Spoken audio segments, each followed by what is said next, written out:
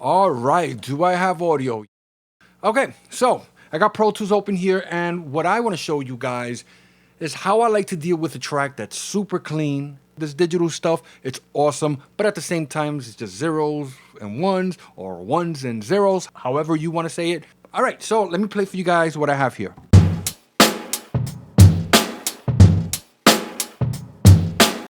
Pretty basic.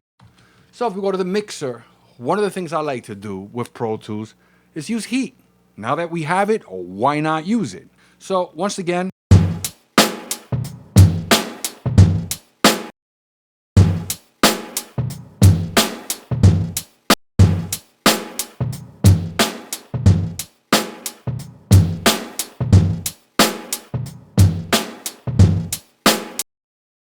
another pretty cool, useful tool or plugin inside of Pro Tools, it's one that ships with Pro Tools.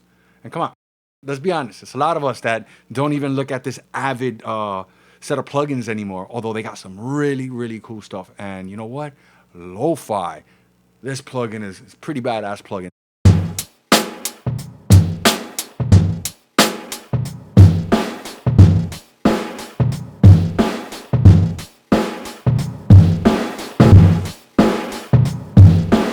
Now, it might be a little bit too much. That's okay.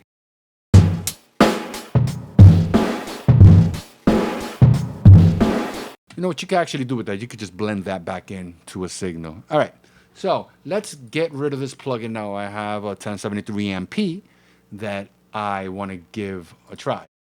What I'm going to do is I'm going to go to my I.O. I'm going to choose 5 and 6. It's all already being done behind the scenes, so I'm going to just press play, and you're going to hear exactly what's happening.